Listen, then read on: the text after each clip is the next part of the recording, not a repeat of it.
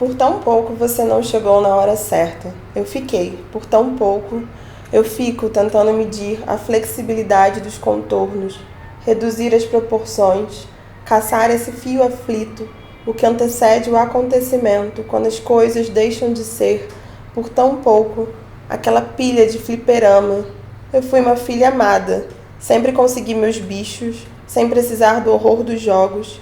Agora calculo o peso dos dedos, forço a vista para acertar em cheio o timing das presas. Eu treino diariamente, mas a orelhinha é fraca para segurar um corpo inteiro. Bem na hora de me aproximar, escapa. Por tão pouco, o jogo acaba, deixando tão mais do que a perda.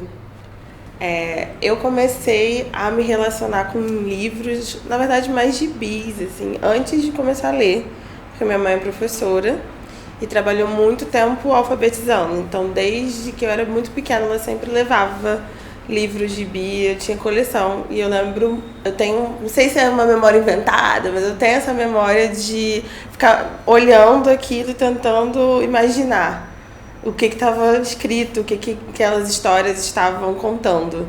E aí eu tinha essa curiosidade, essa vontade de começar a ler. E aí foi minha mãe que começou a me alfabetizar em casa, mas obviamente eu aprendi mais na escola. E sempre fui muito estimulada. Assim, minha mãe e meu pai são educadores, então sempre tive muitos livros. Todos os livros que eu queria, eu tinha. Então eu tinha essa, acho que até essa relação mais fetichista de criança, assim, de querer o objeto livro. Aqueles livros todos coloridos. E aí foi algo que eu não perdi, assim, que virou pro resto da vida. Eu continuei cultivando essa relação e ela foi mudando ao longo da vida. Na adolescência, eu era muito nerd e eu não gostava de ser adolescente, eu queria ser logo adulta. E eu adorava, né? Erros. Eu adorava livro, assim, porque me levava para outras realidades. Eu não gostava muito da realidade que eu tava, então os livros eram uma forma, assim, de escapismo, então eu lia livros, assim, aquelas leituras de adolescente que você lê em um dia, um livro inteiro. Enfim, daí fui cultivando, foi sempre, conforme eu ia mudando também as leituras.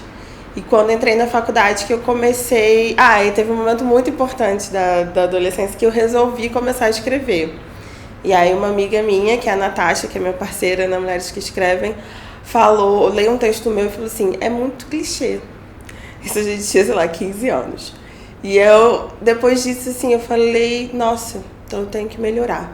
Aí eu parei de ler, mas assim, comecei a ler livros da grande literatura, sem entender nada. Lia Saramago, lia um monte de coisa que, assim, ia tateando aquele universo que era diferente do, sei lá, livros para adolescente. E aí foi um momento de querer descobrir mais, e descobrindo outros nomes, essa curiosidade com a leitura e para outro encaminhamento. E aí eu acho que teve um ponto decisivo de, depois mais velha, de retomar e olhar as minhas leituras e começar a questionar o que eu estava lendo, assim, por que eu escolhi ler aquilo que era a grande literatura, que eram só autores homens, e eu fiz filosofia, então na faculdade eu também só li autores homens, e comecei a ler mais mulheres. E aí a minha escrita mudou nesse momento também, que eu comecei a rever a minha relação com a leitura, com os autores, com as minhas referências. Então, como eu disse, né, já na adolescência eu tinha pretensão de escrever também. Eu lia muito e aí eu achava que escrever um livro era a coisa mais incrível que alguém poderia fazer, porque os livros mudavam a minha vida. Eu pensava, eu também quero fazer isso com alguém. E aí comecei a escrever na adolescência, mas muito sem saber o que escrever. Escrever qualquer coisa. Aí queria escrever roteiro, queria escrever romance. E fui sempre, assim, escrevendo pra mim, escrevendo muito em caderno, em diário. E acho que eu só comecei a ter um comprometimento mais profissional com escrita, assim, um projeto de escrita meu, também quando eu comecei a refletir sobre as minhas leituras, e ler mais mulheres, ler principalmente mais contemporâneas, e fui entendendo o que eu queria escrever, assim, qual era a minha questão com a escrita, que não era só publicar um livro, mas tinha algo a expressar, assim. Mas foi na universidade, na faculdade de filosofia ou na de letras que você começou a escrever mais a sério? Então, quando eu entrei na faculdade, no universo da universidade pública, né, na Universidade Federal, eu tive aquele primeiro enxurrada de referências, né, um monte de coisa que eu nunca tinha ouvido falar na minha vida, assim, que vem às vezes até de uma forma que você fica perdido, que você não, as pessoas falam os nomes como se todo mundo soubesse, né, e que não é bem assim. E eu faço isso hoje em dia, todo mundo acaba fazendo, assim, né, infelizmente, gente. E aí eu comecei a querer pesquisar mais literatura e escrever mais, já de filosofia, mas eu não sentia que eu tinha um projeto meu. Eu escrevia muito, mas eu não sei, acho que eu não tinha pensado ainda num formato, eu não tinha ainda me entregado aquilo e assim, visto que não era só expressar meus sentimentos, tinha que ter alguma coisa a mais, algum comprometimento a mais do que escrever pra mim. Aí, quando eu saí da filosofia, eu comecei a escrever com mais regularidade textos não literários, mas para uma revista, que era a Capitolina. E aí, quando eu escrevi na Capitolina, a gente decidia pauta, tinha tema do mês, você tinha que entregar com deadline, as pessoas revisavam. Era uma relação profissional com a escrita já. E nessa época eu fiquei muito imersa nesse ambiente. A Capitolina tinha 120 colaboradores, mulheres jovens. E foi nessa época que coincidiu com Leia Mulheres, quando a hashtag surgiu, né? E acho que essas duas coisas juntas me fizeram ter tanto uma percepção diferente da leitura, de procurar ler mais mulheres, isso mudou minha relação com a leitura e com a literatura, tanto com a minha escrita. Porque, primeiro que essas referências de mulheres me trouxeram outras formas de escrever que eu não conhecia, e me fizeram pensar mais, assim, se eu estava realmente me colocando no que eu escrevia, se eu estava escrevendo o que eu queria escrever, ou se eu estava escrevendo o que eu achava que tinha que ser um livro de literatura ou um conto. E o comprometimento, assim, de ver aquilo mais como um trabalho, como algo assim, você escreve uma vez, aí você reescreve, alguém revisa, você vai construindo o texto. Não é para você, é para outras pessoas. Acho que esse momento de trabalhar coletivamente com escrita foi fundamental, porque aí eu entendi mais, assim, não, eu posso fazer isso e posso me dedicar a isso como um projeto. E a Mulheres que Escrevem mudou tudo, assim. Porque na Capitolina, quando eu comecei a entrar nesse projeto, era um pouco isso. Muitas das colaboradoras eram mulheres jovens que escreviam, sempre gostaram de escrever, mas não se diziam escritoras. Porque aí eu acho que tem muito pela insegurança e também por não ter encontrado, às vezes, um projeto de escrita que você se dedica e você realmente consegue dizer, não, eu sou escritora. Mas eu senti que as nossas conversas entre as mulheres que eu conhecia, que escreviam, não só da Capitolina, mas nessa época eu conheci algumas no Rio, fora do Rio, eram sempre muito produtivas. Eu saía de lá com ideias para escrever, com vontade de escrever, às vezes conversas pessoais ou por e-mail, assim. E como eu disse a Natasha, que era minha amiga desde a adolescência, a gente sempre trocava coisas que a gente escrevia, referências de livros, dava muito feedback uma para outra. E a Natasha estava fora, estava morando em Madrid, e a gente trocava muita mensagem, e-mail, e eu falei, bom, a gente podia criar algo para fazer uma conversa expandida entre outras mulheres que escrevem. E aí surgiu a newsletter da Mulheres que Escrevem, que as pessoas se cadastravam e recebiam por e-mail textos de outras mulheres escritoras, né, falando sobre seus processos de escrita, sobre as suas inseguranças. E a ideia era construir uma conversa entre mulheres.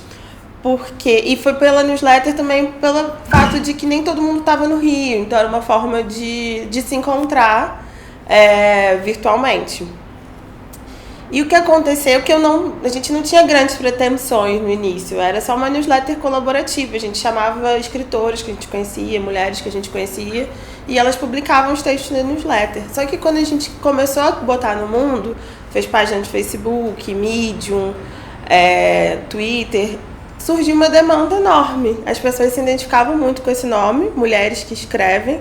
Acho que é convidativo, né? E conforme foi surgindo a demanda, a gente começou a fazer encontros presenciais. Aí, nessa história dos encontros presenciais, eu conheci a Estela e a Ciane, que hoje também fazem parte da equipe, junto comigo e com a Natasha, a gente foi se transformando. Hoje nós somos essa equipe, né, de 4 mulheres, temos um podcast, então tem conversa que você pode só escutar, que é legal, porque também acho que é muito acessível o podcast para outras pessoas, para outras realidades. Temos ainda uma publicação virtual, que a gente publica poemas, a Estela Rosa é a curadora, e fazemos também encontros presenciais.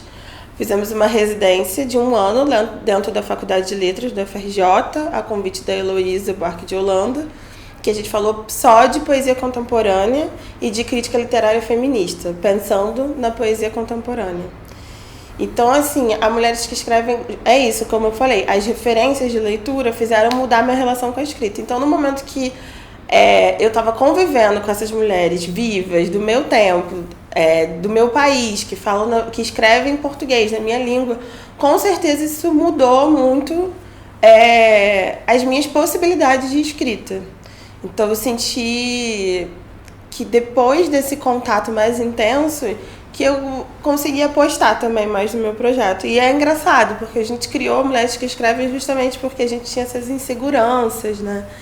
E hoje a gente vê que, primeiro que entre nós, nossa relação mudou totalmente com a literatura e com a escrita, mas também de outras mulheres, né?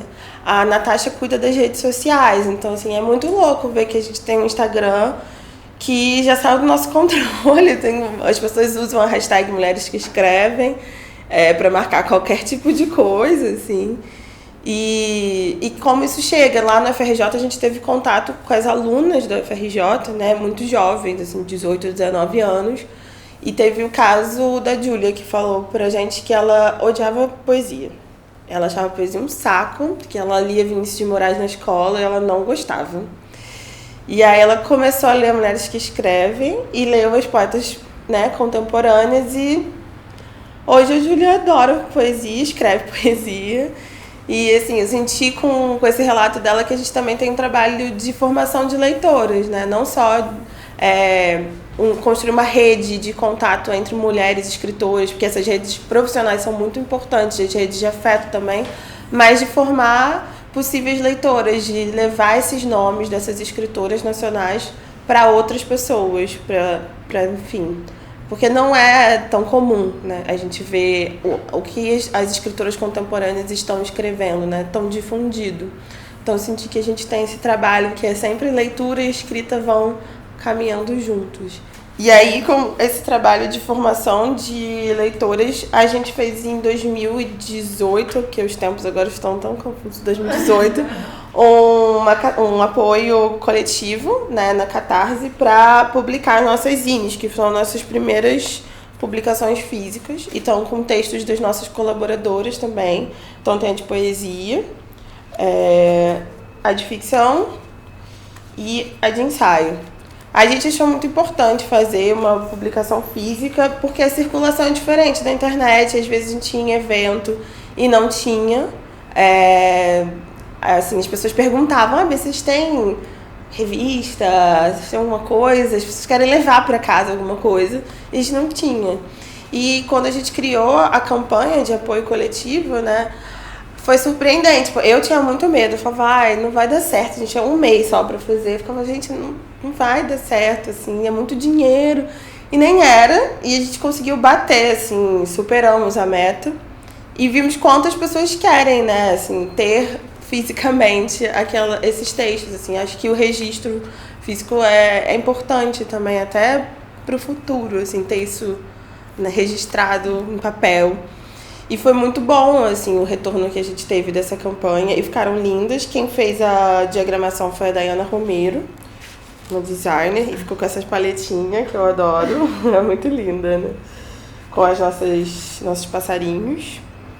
E acho que foi um momento decisivo, assim, pra gente, porque as zines permitiram a gente também ter uma caixinha nossa, porque tudo que a gente fez foi sempre aberto ao público, gratuitamente. Agora a gente tem feito alguns cursos de oficinas pagas, mas de 2015, que foi quando surgiu, até hoje, 2019, a maioria das coisas que a gente faz é gratuita.